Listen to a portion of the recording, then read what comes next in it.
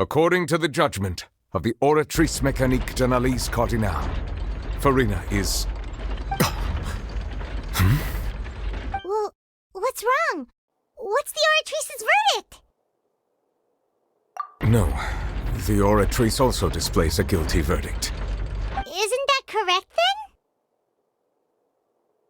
then? However, the exact wording of the verdict is thus: the Hydro Archon, guilty, to be punished via the death sentence. The death sentence? That's actually one of the available sentences? I've always thought that it was just a myth. The one and only time the death sentence has been handed out at the court, and it's been given to the very person we've worshipped as the god of justice? What an unexpected twist. Farina's been sentenced to death by the Oratrice? We just wanted to use the trial to show her the seriousness of things so she'd tell us the truth. How did things escalate this quickly? This outcome is indeed quite strange.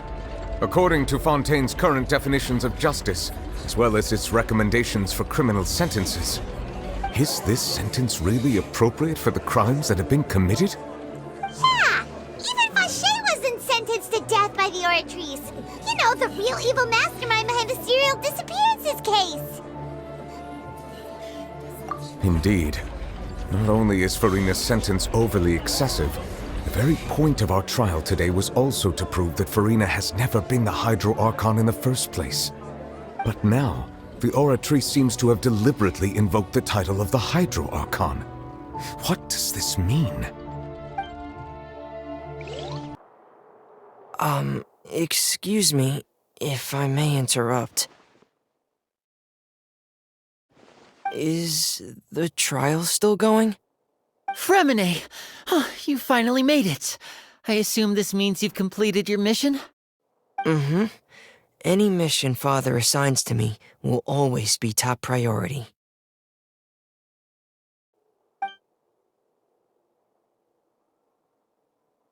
Is that the first prophecy slate?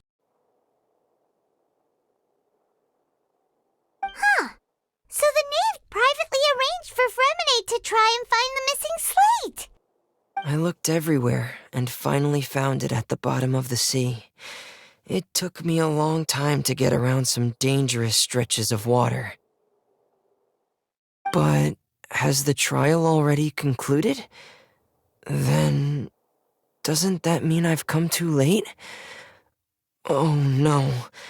Father will be disappointed in me. Thank you for your hard work, Mr. Fremine. Please allow me to review the record left on the slate. Traveler, I believe that you have already seen the other existing slates, and would like you to come here and confirm their contents.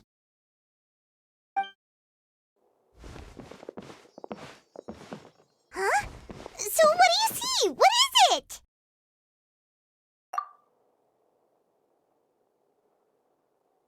I believe I have now made sense of the Hydro Archon's crime. It has to do with Fontaine's lost history. Huh? Isn't the Hydro Archon just guilty of deceiving her people?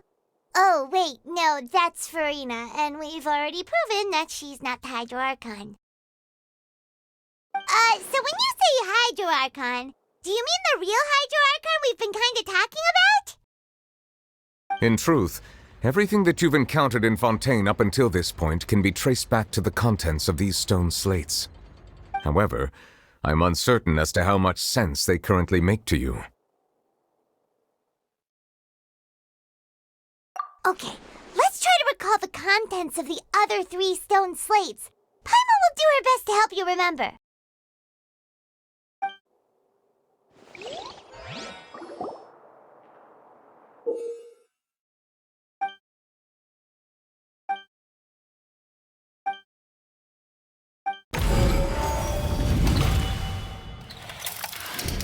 The first stone slate describes what you just said. It seems to show the previous Hydro Archon using her divine power, and then the Oceanids turn into humans. Does that mean that Fontanians are transformed Oceanids? Oh, Paimon wasn't expecting that. But if Oceanids can turn into humans, then perhaps this process can be reversed as well. The second stone slate shows Celestia floating in the sky and the Hydro Archon and her people worshipping it together. But the heavens still brought judgment down upon them. This must be the point when the Hydro Archon and the Fontanians were branded with their original sin. Does this mean that the original sin and the Hydro Archon sin are the same thing? The third slate shows the Hydro Archon sinking into the sea surrounded by many people. That reminds Paimon, didn't we also watch that happen to someone else? Well, the fourth slate is the prophecy the Fontanians have been talking about. People dissolving into the sea, the Hydro Archon crying on her throne, and so on. We didn't believe that such a crazy disaster could happen at first, did we?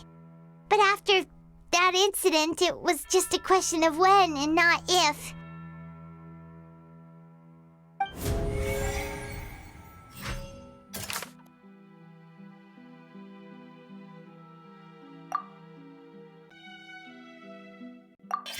We know from the case of the serial disappearances of young women that Fontanians can be dissolved in primordial seawater, and the first stone slate tells us that long ago, the Hydro Archon used her power to turn Oceanids into humans. This might be the reason that Fontanians can dissolve.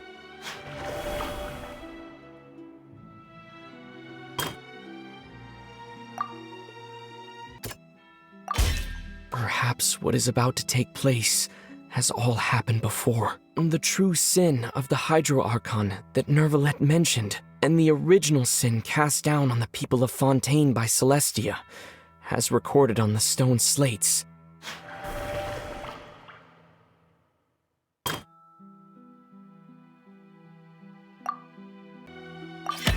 It's not as simple as falling into the sea. When Navia fell into the sea, her consciousness was subjected to judgment. The stone slates show the people gathered around the Hydro Archon in the sea. Could that be alluding to the same thing?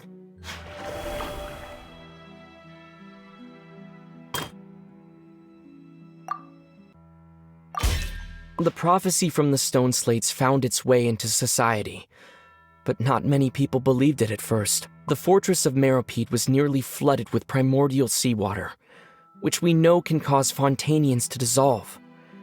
It seems increasingly likely that the prophecy may come true. If we hadn't dealt with it in time, things could have gone very badly. They'll dissolve into the primordial sea but won't cease to exist. Their essence will flow in the seawater, converge, and take the form of an Oceanid. The Hydro Archon was sentenced to death in court, shocking everyone present. Perhaps this means that her sin was actually Fontaine's original sin. Navia fell into the water inside those ruins, and she nearly dissolved. She was surrounded by the people of Poisson in a court within her consciousness, and was forced to take part in a trial meant to make her stay. The eruption of the primordial sea at the fortress of Meropide was the surest sign that the prophecy was about to come to pass no matter what. The prophecy's contents can all be verified by recent events. If we combine what we know together, loads of truth should come to light.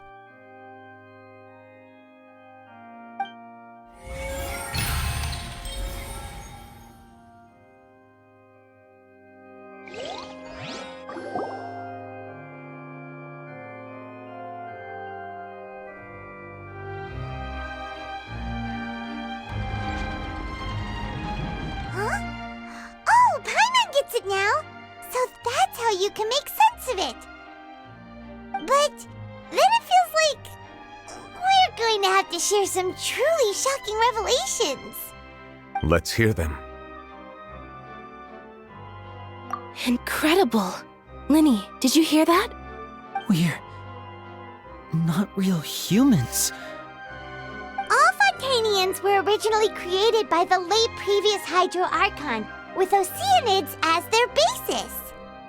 The evidence for that can be found in how only Fontanians could dissolve in primordial seawater, and how all the girls Vacher dissolved were also turned into Oceanids.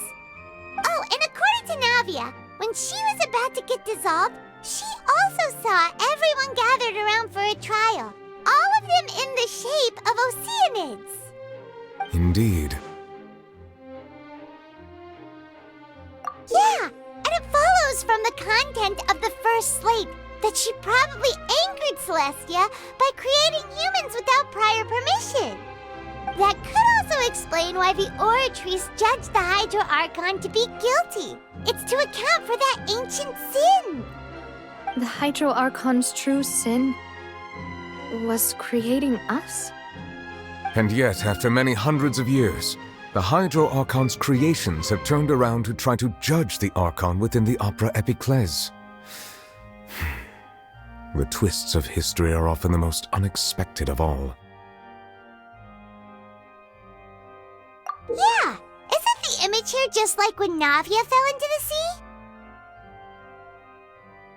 So wouldn't it be trying to show the image of the Hydro Archon also falling into the sea once the prophecy has been fulfilled in the fourth slate? In the end, the people will all be dissolved into the waters, and only the Hydro Archon will remain weeping on her throne. Only then will the sins of the people of Fontaine be washed away. Did Paimon get all that right? You've made some keen deductions. I must say, given how much you still don't know, it is impressive that you've already managed to connect so many pieces of the truth. However, while you were able to decode all the information on the slates, they've also been etched with an additional layer of hidden information using a different power source. When we were at the ruins, I tried to decipher the hidden information recorded in the slates. But since we only had 3 slates at the time, I was unable to come to a full conclusion. Now that the slate collection is complete, I shall make another attempt to decipher the narrative recorded within. If everything goes well, we should finally be informed of the unadulterated truth.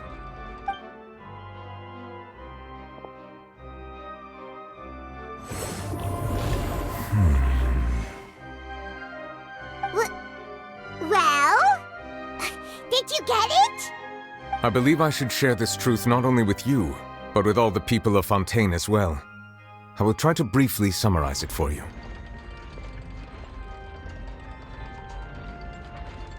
Your hypotheses regarding the origin of Fontanians and the sin of the Hydro Archon were both correct.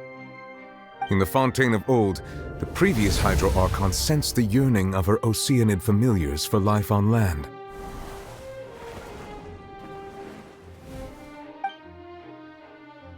The Oceanids were enamored with the beauty and romanticism of human beings, and wishing to have those experiences for themselves, expressed to the Hydro Archon their desire to become of a similar kind.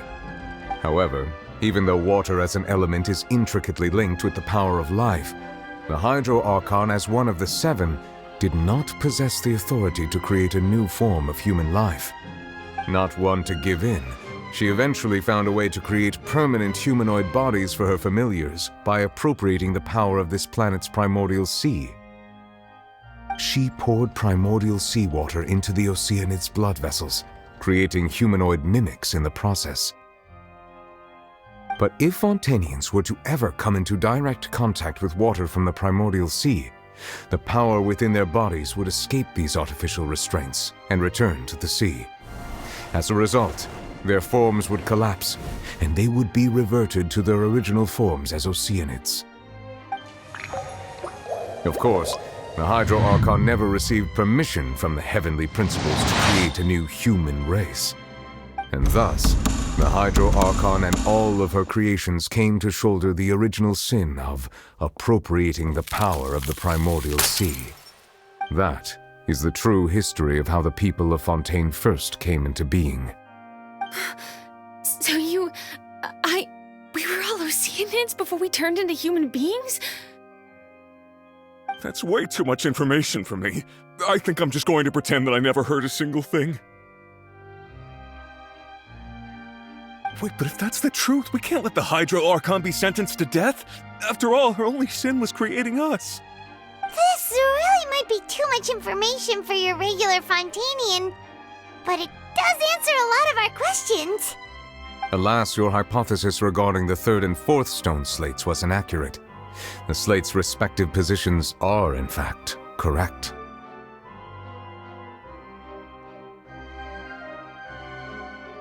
A key point of the visual on the third slate is how all the individuals depicted in the water are humans rather than Oceanids. They have not been dissolved, which implies that the water depicted in this slate is not water from the primordial sea. The nation of Fontaine is the nation of Hydro, as well as the nation of Trials and Justice. Instead of being the literal element, the water in the scene symbolizes judgment and justice. You may also recall Navia's experience. When she fell into the sea, her consciousness was surrounded by that of many others who intended to hold a trial to determine her fate. Therefore, the meaning of the third slate is that the people of Fontaine shall try the Hydro Archon at the court of justice. Yes, it refers to our present situation. I think I'm following now. So, what you're saying is, even though we decided to put on this trial to avoid fulfilling the prophecy, in truth, everything we've done has happened exactly as the prophecy foretold. So now, it seems, we're the ones making sure it comes true. What should we do? Huh. No matter what, the prophecy will be fulfilled. Is this what it feels like to be a prisoner of fate? If that's the case, does that mean the scene in the fourth slate will also be fulfilled soon? Traveler, I would like to point out another small fallacy in your deductions.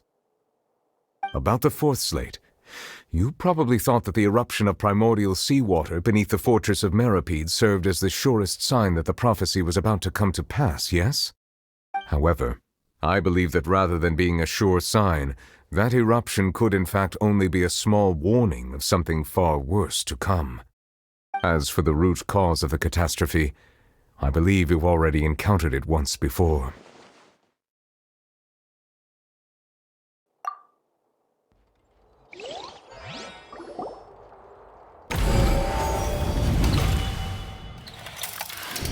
This eruption was just a small warning of the things to come. We must find the root cause of the disaster.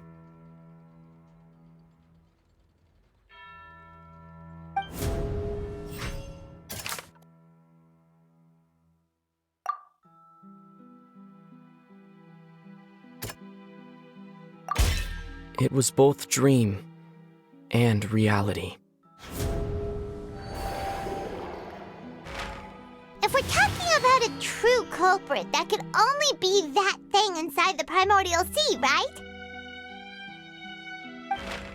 The truth, the original sin, the trial, and the root cause of the disaster.